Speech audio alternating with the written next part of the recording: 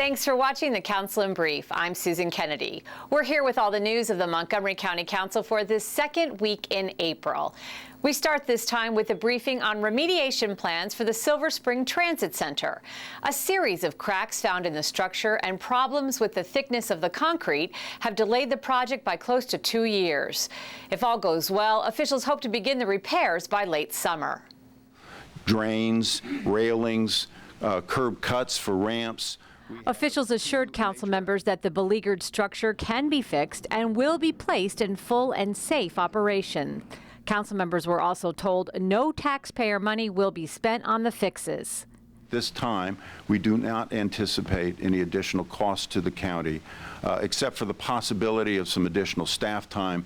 But again, if this is only about a 6 to 12-month effort at the outside, it's not a great deal of costs, and we don't anticipate coming back to council at this time for any increased appropriation requests.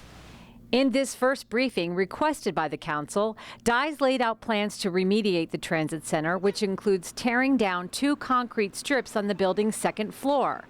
Though actual repairs are not scheduled to begin until the end of the summer, Dye's told us other work is already underway. Work is underway. Pour strips come first. The executive has been very clear that the safety of the facility is his paramount concern, hence the direction to begin the pour strip repair. Then comes the design of the balance of the remediation, the permitting, and then the directive to begin that work, which will occur in about 3 months. Council President Nancy Navarro and Transportation and Environment Committee Chair Roger Berliner requested the updates by letter last week. They say they are pleased with the initial direction of the executive's plans. I think it's important to remember that the council's responsibility in terms of our oversight is to ensure that this particular remediation takes place, that it takes place on time, and also that we protect the taxpayers' liability in this entire process. Again, no one's happy about where we are, but our focus has to be moving forward, not looking back.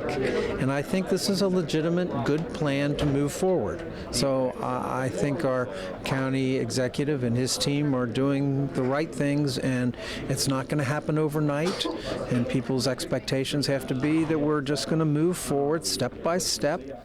Council members say they are looking out for the best interests of the taxpayers as the repairs get underway, and that deciding who is liable for the errors will be taken up after the center is open and serving constituents.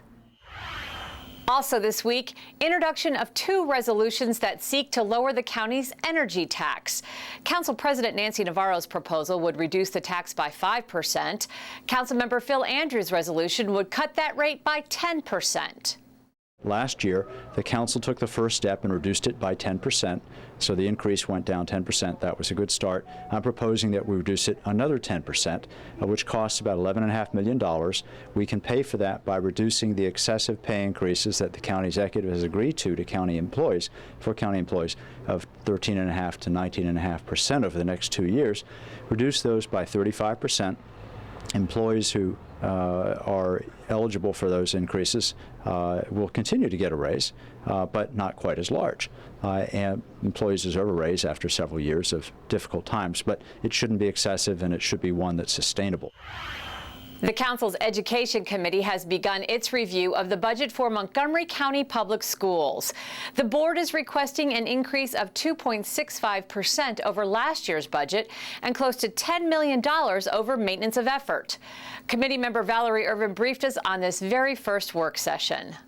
We want the public to know that in Montgomery County we have the highest per pupil spending in the state of Maryland, and with that we know that there are responsibilities, and we want to draw attention to the fact that we should all be working together to close this growing achievement gap, and we want to ask questions of the school system about what are the best practices. Well, that does it for this edition of the Council in Brief. For County Cable Montgomery, I'm Susan Kennedy. Thanks for watching.